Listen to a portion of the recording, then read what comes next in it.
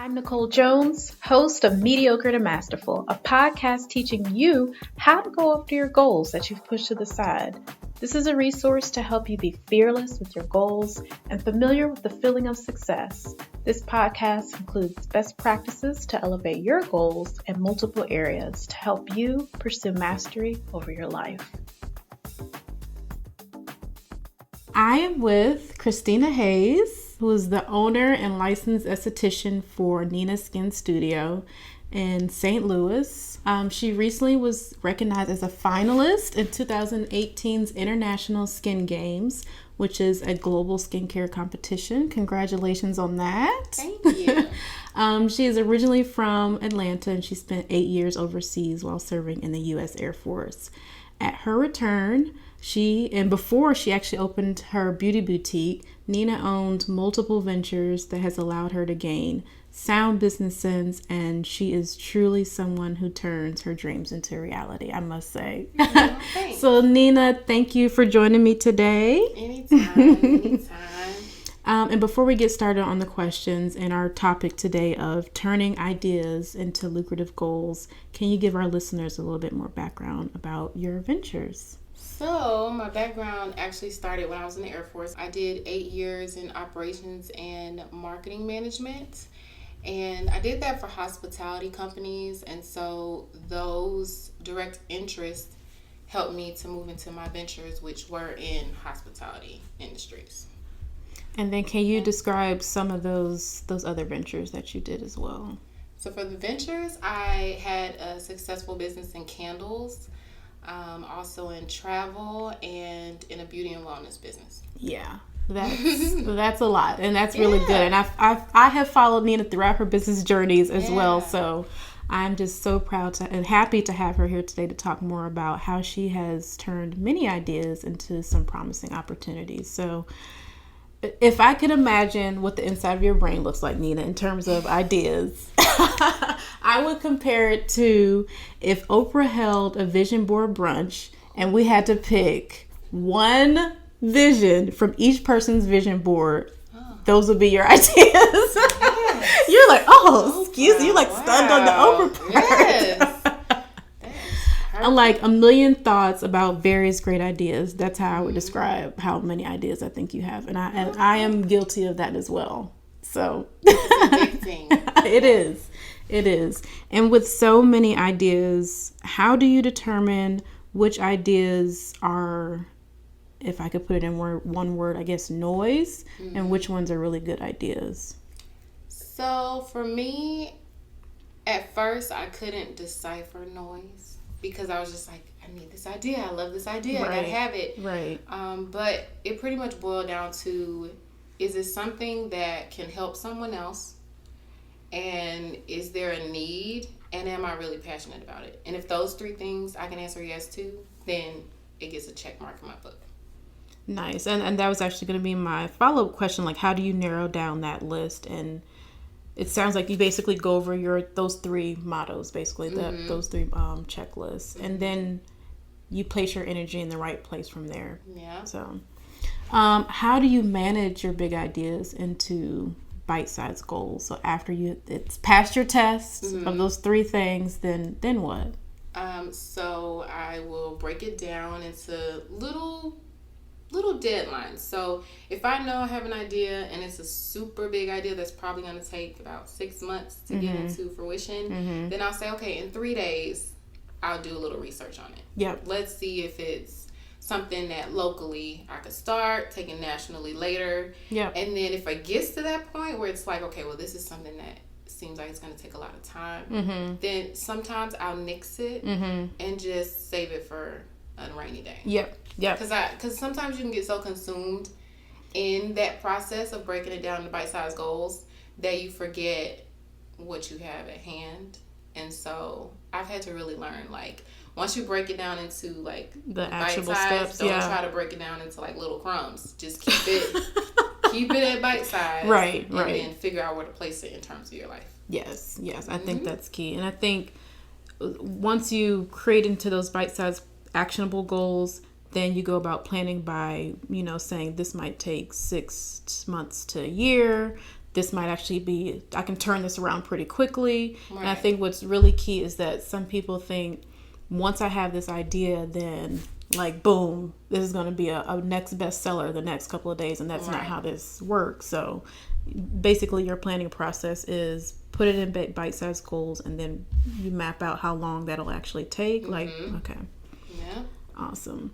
Throughout your experience of, following those 3 steps and creating those manageable goals and next steps for your ideas, how important has the planning process been in the success of your business? Or businesses, I should say. Excuse me. So, in the previous ventures that I did them very small, mostly because they came with a plan. So those particular businesses were in the network marketing realm. They came with a plan already mapped out for you. So with the studio, I did have to take into consideration that I needed a plan, but I was able to go off the grid. So when it comes to that planning part, staying flexible was what helped me to make my plan, if that makes sense. So yes, I can say, okay, well, first I need to do this. Yeah. But sometimes step 4 needs to come before step 2. Yes. And so I had to stay flexible, keeping my plan as a guide, but still being open to, terms and conditions may change. Yes. So when you said you had to go off the grid, you mean in terms of already having a plan laid out for you? Or, okay. I didn't know if that also meant like checking out with everybody and make sure that I get this focused and not be so... Oh, yeah, that's like the pre-game of business. But, like when you go online and say you want to start, the skincare studio, for example, you can go online and find business plans and everything on how to start that. But just because it's, on paper 50 billion different times on Google, your plan is always subject to change. So you have to be flexible. Oh, yeah.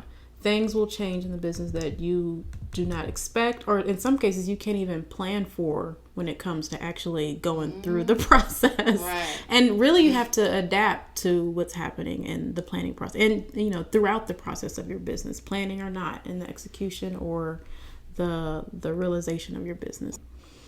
Do you think there may be a way for people who don't plan to have lucrative goals? I think no, because you need to have some sort of structure with your plan. So if you have your structure, you're going, dot, you're going according to your structure. Yep. Of course, being flexible because dates can change, timelines can change. But if you want to be lucrative, you need to be able to check that off.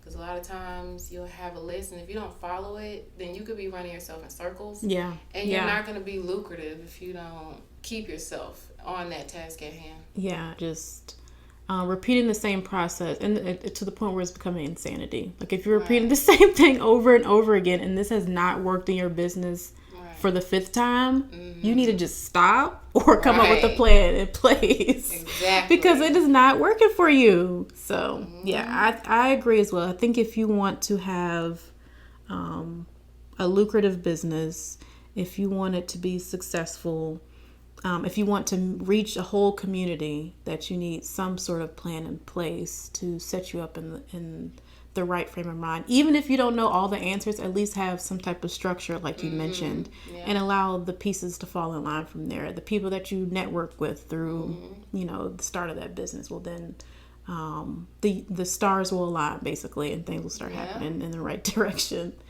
So I think these are all good steps, and I hope someone that can find that option in their practice when setting up a business. Like, you have to have some sort of structure. The actionable steps are key. You have to be able to have an understanding of, okay, what comes next, what supersedes this task. Like step 4 becomes before step 2. Like, you just have to have an understanding and awareness of what's going on. And this is like one of the main reasons why I wanted to build this platform and help people and coach them in the direction of, I have a million ideas in my head. I need to get these out on paper, because if I don't, then these will never happen. As long as you start there and just write down that list of all these ideas that you have, because I know I have like journals of like ideas. Right. It's like, oh, I can write it down. So yeah. And a lot of these ideas are like in industries that I have no hand in. Like it could be like interior design or something. Like, man, this would be a really good business idea, but I have no idea how to get there. And then that leads but it's to, like, well, let me see. Yes. And you start looking at, you know, exactly. Interior design online, and you're like, I don't even like this stuff. But yes, exactly, it exactly. Consuming, so. It really does. It really does. You just have to find that focus. And if you are somebody, if you're listening and you're one of those people that just has 1,000,001 ideas in any given moment, and you're like, man, I could flip this, but you still talking about flipping and you have not done anything in your house. Right. And the only thing you flipping is burgers on your grill, then you need to stop, take a moment, and really look over and that assess and put some work behind the thoughts that you have when it comes to your ideas. So, and I think that's the best way you can go from mediocre to masterfully in terms of trying to follow your goals and your intuition. Now, with a lot of the goals that we have set, of course, there will be some roadblocks, some setbacks, some failures, and I'm sure, Nina, you have ran into those towards your success. How did you stay encouraged when it came to a lot of the things that you had even planned out and was like, okay, if I do these 3 things, this is going to be fire. And then something came in and then just threw you all off. How did you stay encouraged? In the beginning, so I started my first business in 2011. In the beginning, so like the first 2 years, one failure would knock me off my feet for like a month. Like it was a constant start, stop. And I really had to pray, but also, you know, reach out to my circle to be like, hey, you know, what do you think about this? Or just for encouragement, just to be like, you can do it. Right. Even though I didn't have the faith in myself at the time, it was good to know that someone else believed in me. Yeah, and that's so a I great used that feeling. to like push me through. But like now I kind of look for failure. Like I'm like running for failure, because then I know that after I fail, that it's going to help me to bounce back faster. Yep. Because I learned something from it. Yep.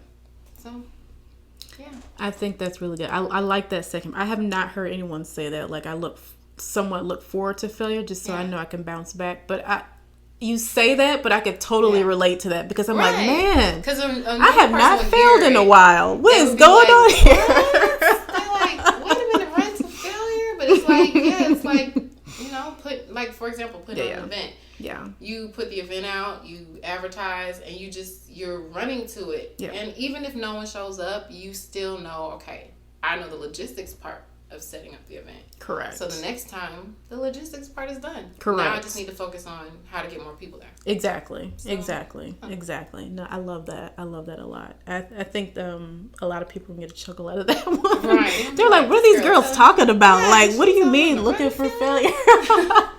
But it's true, though, because that's when you know you are growing in your business, for one. And if you are having a drought of failure, that just means you're doing everything right. But look forward to that next level of success, basically, when it comes to the success of your business. Like what you hear? Make sure you follow us on Instagram at Mediocre to Masterful and on Twitter at M2Masterful. And when you check out our website, make sure you subscribe to our newsletter for freebies and information about upcoming podcasts and ways to master your goals.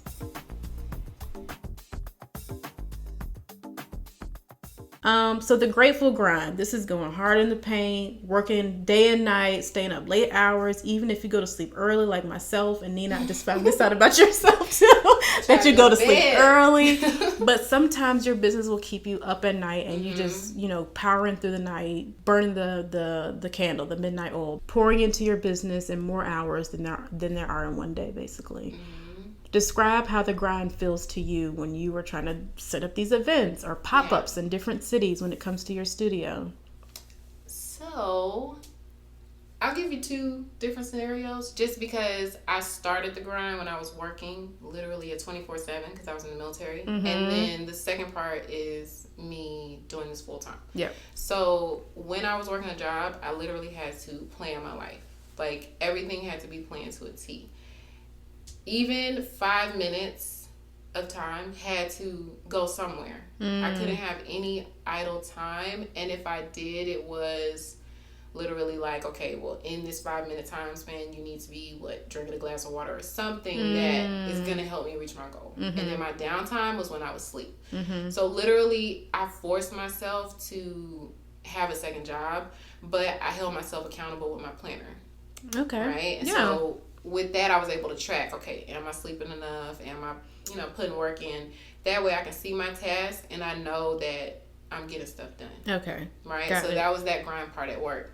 Now that I'm full time, my grind looks a little different because any time of day is like something could happen. And especially now that I'm getting to hiring more people, it's like, okay, I got to be responsible for moving parts. Yeah. So now it's like my planner still helps, but I literally depend on my phone and other people to keep me in check. Like, hey, you need to, spend time with your family, or hey, you need to spend time on this. Yeah. Because when you do it full time, you kind of don't have something to tell you to stop. Yeah. Your job is telling you to stop. Like you have to get ready to go to work. But when it's full time, it's like you don't have a stop button. Yeah. Because it's all you think about. Yeah. Yeah. Now, with that grind, do the good days outweigh the bad days between the grind and the failures that we talked about? I do. So this is crazy because when I first started, there were some days where the bank account didn't match the dream, right? So I'm like going to work like that bank account is on cents. Like I don't know if I'm gonna be able to ride back home today. But then I was like, okay, you know what? You don't want next week to look like this. So today you need to put in a little more work so you can market, get next week filled. Yep. And, maybe something was supposed to get paid today, but it's going to get paid tomorrow. Yep. But in that, I just, had to stay flexible. And when the good day came, I was like, this is what it was for. See, I know how to do it. Even though I'm like hyperventilating on the inside on bad days, but the good days easily take it away. Nice. Nice. And what would you say about your personal development? Have you noticed growth within yourself in terms of your success? Yeah. Yes. I always try to do personal development. So I have a 40-minute commute to the shop. So I use that time to do podcasts. That's my personal development. I used to be really impatient before. Like, it's going to get done. I don't care. And so now I'm definitely learning to be more patient with myself. If I fail, I'm learning to really just seek the lesson in it, but also to seek to not need validation from other people.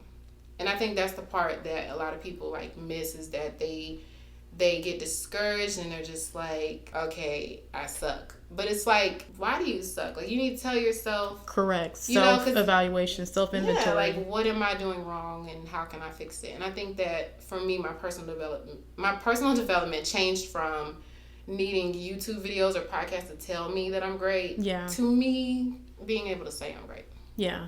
I think that is so key. I mean, personal development is always, you're having these constant pulse checks with yourself to make sure that I am first still sane and what I'm doing right now with my goals and my business or whatever you're doing.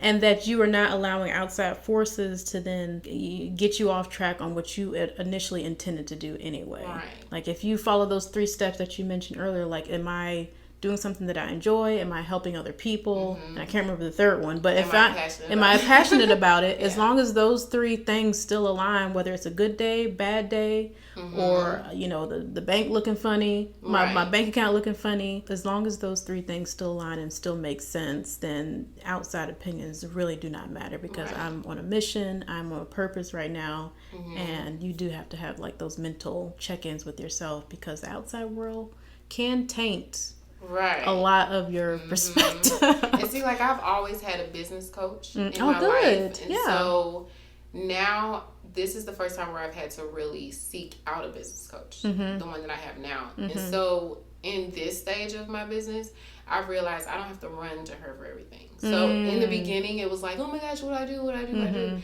Now I'm to the point where I see why a lot of millionaires or, higher ranking people are able to do affirmations daily and tell themselves, how great they are, tell themselves that you can do it. It's because all those years of personal development and having to fulfill that need, you were able to do it for yourself now. Yeah. That makes perfect sense. Yeah. So what makes your studio so successful? Well, it's still on the rise. You're hiring more people. What do you think is going so well based on a lot of the things that you have learned, either from your past experiences, your current experiences with developing the business, and your business coach? Right now, what makes us successful is that we answer a need that a lot of spas don't. So instead of catering to the masses of, you can come in and get, a hydrating facial, we are more customized. So it's more, you come into a private environment, you get customized service, and we study your skin. So when you come in, for example, if you come in for your appointment and you do your intake, then you know that we're going all up in your history so that we can know what to do for you. We're not going to give you a treatment that we give someone else. And I think taking that more customized approach is what's needed in the spas, because a lot of people are getting burned. They go to the store, they don't know what to buy because they don't know what their skin type is. They're running to YouTube to figure it out. And so that education piece plus customization is why we've been able to excel like that. Because it's more than just, do you have oily or dry skin? It's much deeper than that, basically. It's only skin deep. So it's like you can come in and just fill out the form and let us handle the rest, and then feel very secure knowing that we've done the research and we can help you, so you can just take out all of that time that you're spending and the money you're wasting, and you know that that's what we do. Awesome. Well, I want to shift gears here and talk about funding your ideas. I think for many people, they have a lot of ideas. They want to do XYZ, and they want to be able to, as soon as they think of the idea, basically, they want to just go after it. And what I've read, and tell me what you think, I've read that most people will not go after some of their ideas because they think it will be too expensive. Has this notion stopped you in any way, and do you believe that? So, I used to believe that. I used to, because it was like, okay, you can't have, champagne dreams with these Kool-Aid pocketbooks. But I realized that sometimes you have to spend with your future wallet, right? So if I know that I want to do something that's going to help a lot of people, I may not have the funds, but maybe an investor that I meet tomorrow may have it. So let me put that on the pause button and save that for later and focus on something I can manage now. And I mean, when in the example of the spa, a lot of people are like, okay, well, how are you going to open a spa? It takes a lot of money, build out. But that's when you start small and build one room at a time. And then it'll get you to that bigger picture you're trying to seek. Totally agree. Just bite-sized steps to get you where you want to go. You can have these lavish champagne dreams, but make room for what you have today to then build on top of that. How do you know when to actually fund an idea? Well, it depends. So when it came to the studio, I knew that it had to get done, right? And I bootstrapped as much as I could. But in the beginning, I honestly was thinking, okay, I don't know where I'm going to get the funds for the trainings that I needed. And sometimes you have to ask for help. So I did ask for a small loan from my husband. I know that sounds weird, but we talked about this before about our finances. But sometimes you have to reach out to other people to help you fund your dreams. What I also did was, because I'm a veteran, I reached out to different veteran resources. And those are able to fund my education as well as fund the starting of getting my license. And I think that a lot of people don't understand that there are resources for you. You don't have to be in the military. You can be a single mom. You can be... Oh, there's so many grants out there. Yeah, especially for minorities. And there's so many grants, and some people don't even apply for them because they don't even know about them. So sometimes if you feel that your own bank account doesn't match it, then see if the government can help you. Now, do you think there are other ways people can invest in their business as well? Or other ways of investing in their operations, or because you can bootstrap. You can just Just keep it, as free as possible. Social media. And, yes. Building extremely small. You can even ask people to help you extremely part-time. You can say, hey, help me for an hour to get business cards out. Even with business cards, you can make them yourself, so... Yeah, I think, you can make those yourself. Mm-hmm. And I think, I feel like I see Vistaprint all the time where they're like, free 100 business cards or something like that. Yeah, and even sponsorships. That's something that a lot of people don't understand, but a lot of product that we had in the beginning of the spa was sponsored from the competition. It was one of the main reasons we, got into the competition, was to kind of get some funding in there, get some press in there so we could get product to sponsor the back bar.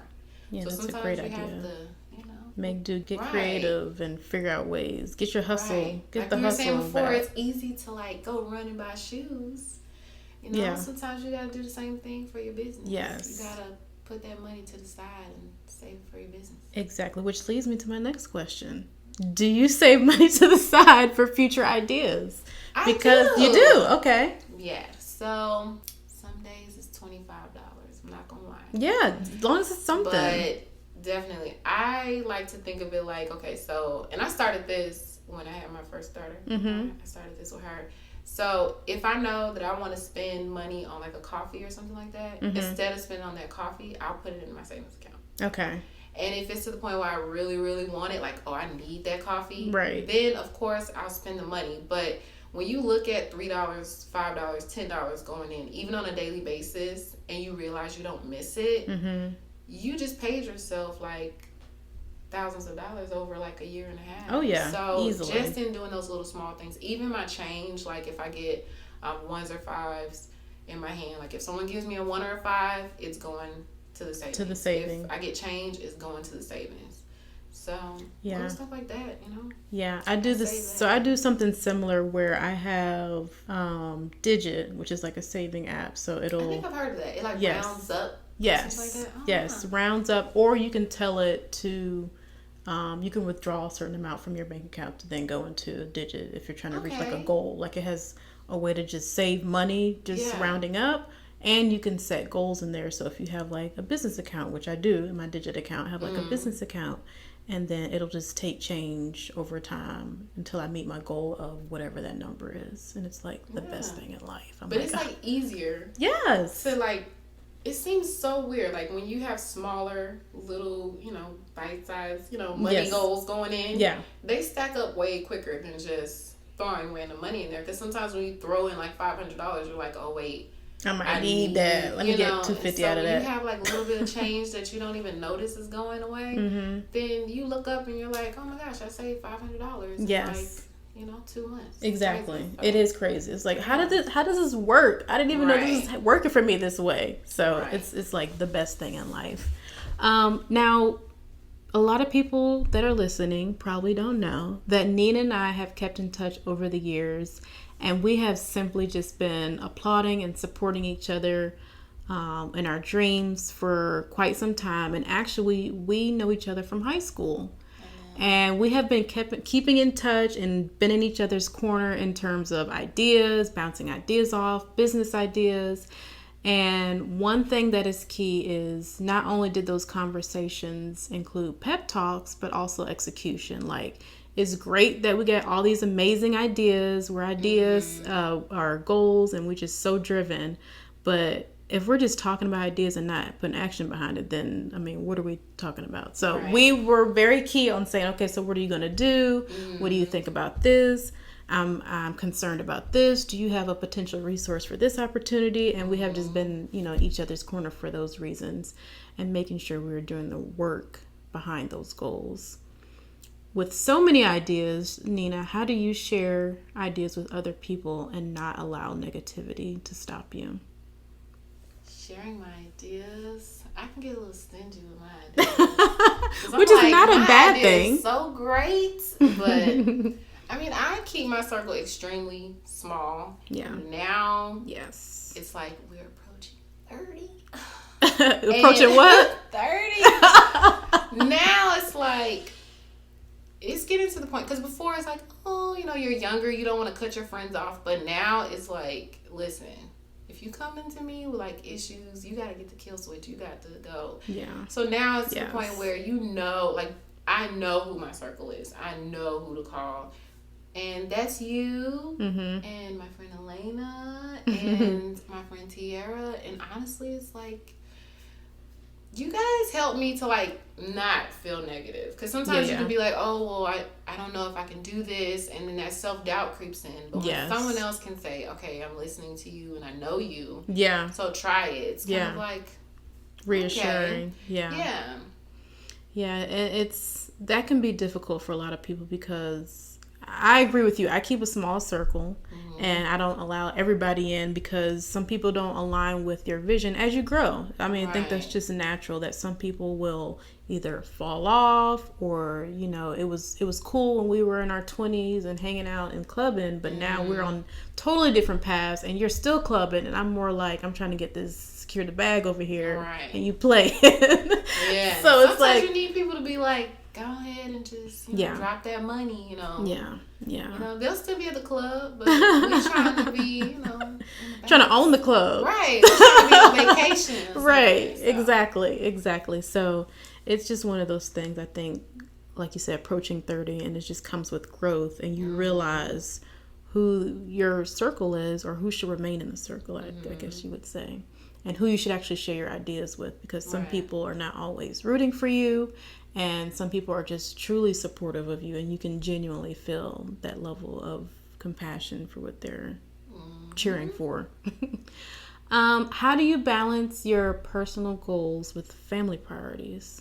So that's a big one. I don't, honestly, because for me, some days my business needs me. And then there's other days, like my youngest is 2. So there's some days where I know he needs me. But in that aspect, I make my schedule to where on Tuesdays and Thursdays, those are my admin days. Those are days for my child. Like, do not call me. You know, and so I try to just make something standard, you know, like those days for him.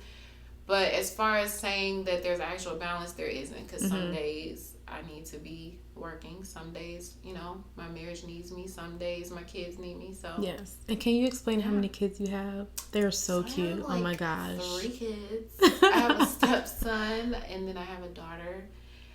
So my stepson's 10 and Nene, she's my daughter, she's 8, and then Evan is 2. Oh. I know. That's a lot to balance too. I'm ready for graduation. I'm sure. Please go to college. I need my house